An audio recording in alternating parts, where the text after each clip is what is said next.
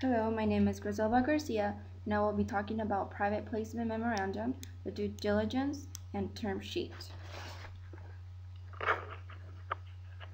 First, the Securities Exchange Commission has included the different regulations and exemptions that resulting from the Securities Act of 1933, which has been amended since then. In order to qualify for a private placement, the company must fall under one of the exemptions provided. Section 4.2 is an exemption categorized as a private offering exemption. This means it exempts the owner from filing with the SEC because it is not involving a public offering. This section states that offers be made to specific parties while not using any type of solicitation and advertising. They must keep the number of investors small, using mostly members of the company, and they must provide financial statements and give an invitation to potential investors to visit the site. Section 3A11, known as intrastate exception, enables an issuer to sell to an investor that is a resident from the same state. A third exemption, commonly known as Regulation D, is highly used. Rule 504 states that the transaction must not exceed $1 million and it must be within 12 months, and there are no limits to the number of investors.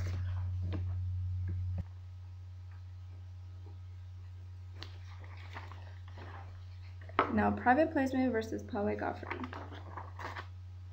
In general, the private placement has more advantages over the initial public offering.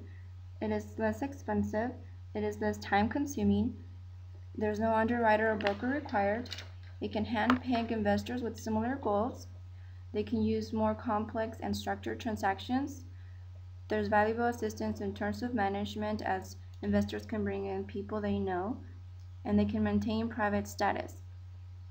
The disadvantages include that there may be trouble finding the best investors, there's limited funds, the securities are sold at below market value, and it's complicated to do in different states, and investors request more for their investment. A private placement memorandum must include the history as well as the current situation of the business. Also, the description of how the company is now without these securities and how it will be affected with this sale. Attorneys, investment banks, and PPM specialists are different resources one can use when considering a professional to write the PPM. Attorneys are a great alternative for companies that already have a pool of candidates to invest in their business. Investment banks serve as intermediaries because their role is to help raise capital. The PPM specialist is a mix of the investment bank and the attorney. So depending on the needs and the type of business, the entrepreneur or company can decide the best route for them. Now we'll be talking about due diligence. Due diligence is a right and every investor's responsibility. By definition, due diligence means a person is conducting their social responsibility of investigating carefully a new business venture. Financial due diligence, as stated by Christine Comerford from Business Week, is the most tedious step in a successful financial deal. The company or entrepreneur that seeks capital through the sale of stocks needs to focus on three key areas of this diligence. The three areas are describing how the money will be used, explaining the business budget and models, and having a legal review. Also, the projection of financial worksheets involves doing what-if scenarios. For example, what if the company performs at its best? What if it underperforms? And what if it does as expected? Or what is most likely to happen? Due diligence does protect brokers from being accused of acting unfairly if they exercised due diligence, because the Securities Act has Section 11 that protects the brokers. At the same time, the offeree should ensure that he or she does not overwhelm the company by conducting too much investigation. This can break their interest in becoming a partner because an analysis paralysis can make the company walk away. After preparing a private placement memorandum and conducting due diligence, the next important step is to create a term sheet that will portray the types of terms that would benefit both the buyer and the seller in a new venture.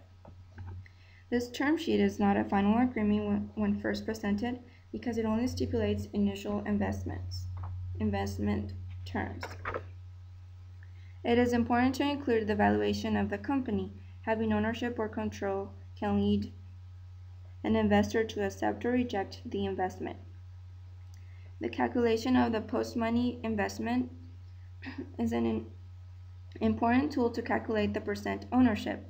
By adding the pre-money valuation with the new investment, the post-money valuation is calculated.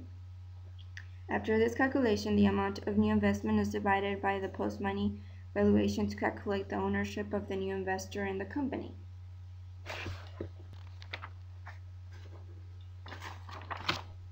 In the second phase of the term sheet, the board and governance are of high importance. Knowing who will be overseeing the company in terms of fiduciary and financial aspects after the investment starts is important to note.